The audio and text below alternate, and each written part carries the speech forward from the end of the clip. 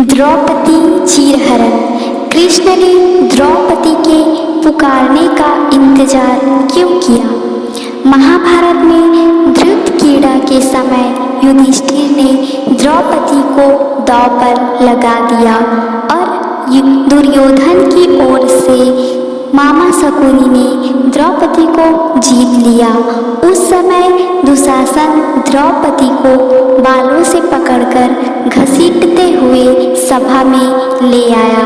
जब वहां द्रौपदी का अपमान हो रहा था तब भीष्म पितामह, द्रोणाचार्य और विदुर जैसे न्यायकर्ता और महान लोग भी बैठे थे, लेकिन वहां मौजूद सभी बड़े दिग्गज मुंह झुकाए बैठे रह गए। द्रौपदी को घसीटकर लाया जा रहा था। तब तक भी द्रौपदी को यह भान नहीं था कि मेरा चीरहरण होने वाला है। जब दुशासन से भरी सभा में द्रौपदी की साड़ी उतारने के लिए कहा गया तब द्रौपदी को इस बात का एहसास हुआ कि संकट बड़ा है।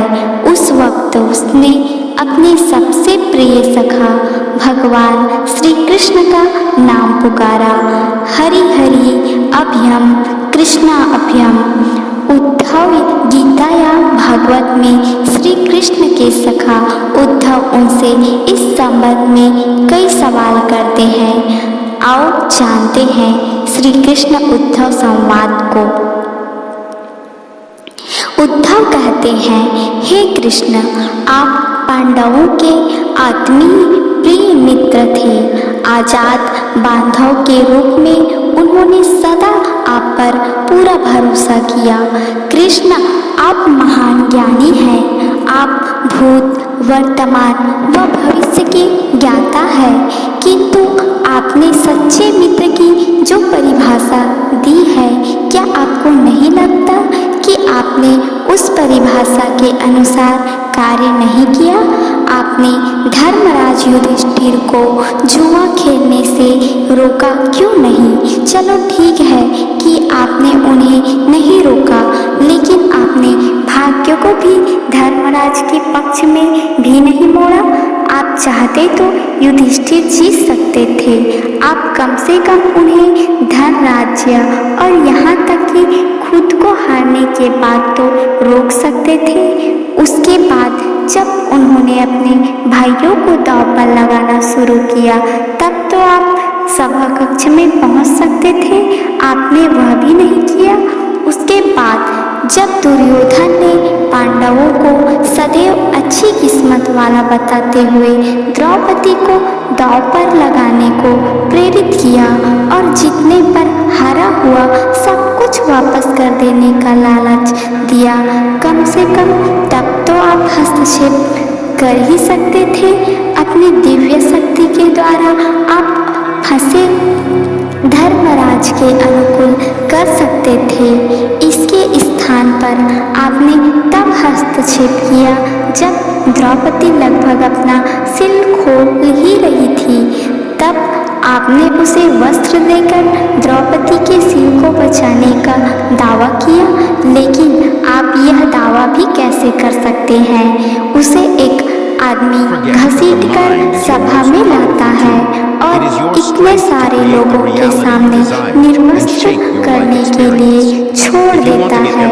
एक महिला का सिर क्या बचा? आपने क्या बचाया? अगर आपने संकट के समय में अपनों की सहायता नहीं की तो आपको अपार बांधव कैसे कहा जा सकता है? बताइए, आपने संकट के समय में सहायता नहीं की तो क्या फायदा? क्या यही धर्म है?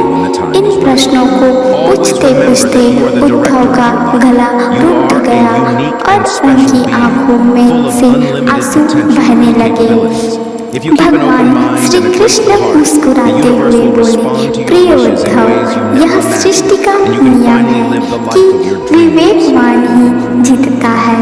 उस समय दुर्योधन के पास विवेक था, धर्मराज के पास नहीं।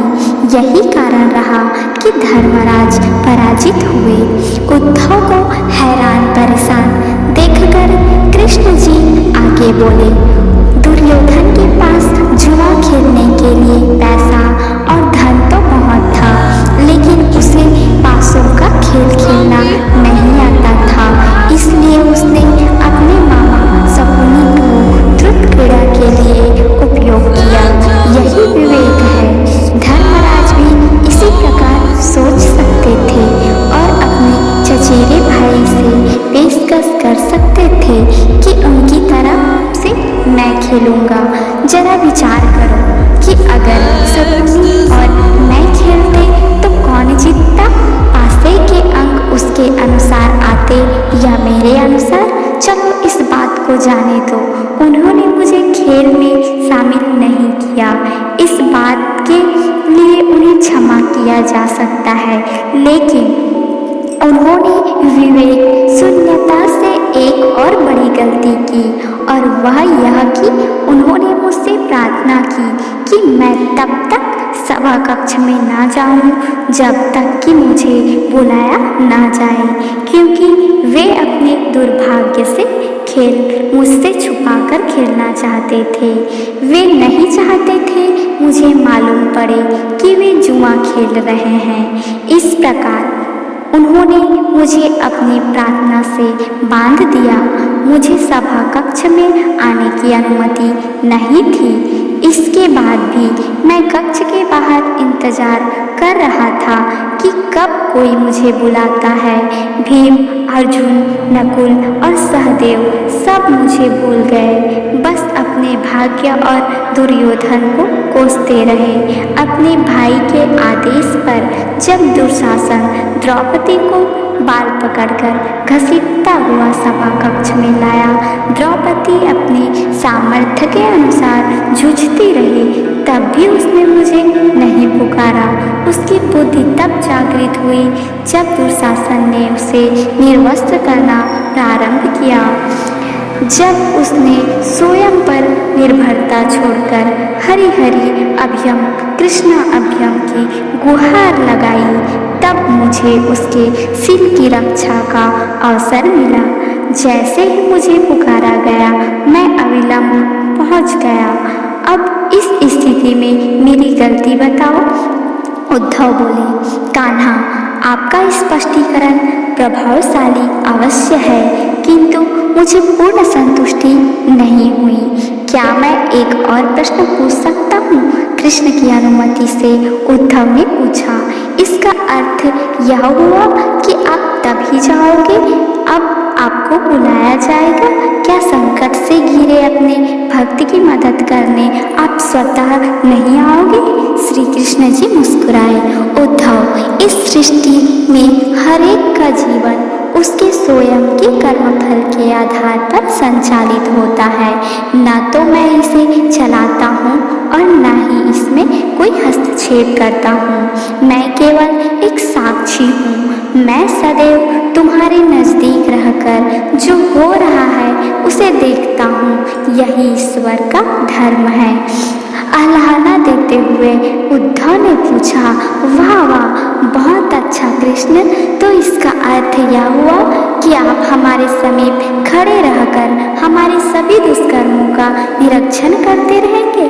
हम पाप पर पाप करते रहेंगे और आप हमें साक्षी बनकर देखते रहेंगे। आप क्या चाहते हैं कि हम भूल करते रहें, पाप की गठरी बांधते रहें और उसका फल भुगतते रहें? तब कृष्ण जी बोले, उद्धव, तुम शब्दों के गहरे अर्थ को समझो। जब तुम समझकर अनुभव कर लोगे कि मैं तुम्हारे समीप साक्षी के रूप में हर पल हूँ, तो क्या तुम कुछ भी गलत या बुरा कर सकोगे? तुम निश्चित रूप से कुछ भी बुरा नहीं कर सकोगे। तब तुम यह भूल जाते हो और यह समझने लगते हो कि मुझसे छुपकर कुछ भी कर सकते हो। तभी तुम कठिनाइयों में फंसते हो। धर्मराज का अज्ञान यह था कि उसने माना कि कि वह मेरी जानकारी के बिना जुआ खेल सकता है। अगर उसने यह समझ लिया होता कि मैं प्रत्येक के साथ हर समय साक्षी के रूप में उपस्थित हूँ, तो क्या खेल का कुछ और नहीं होता? उद्धव मंत्रमुग्ध हो गए और बोले, प्रभु कितना गहरा दर्शन है, कितना महान सत्य।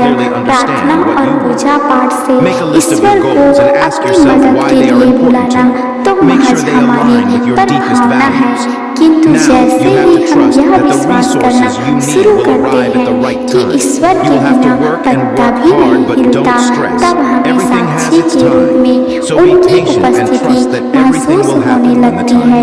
गड़बड़ तब होती है जब हम इसे भूलकर संसारिकता में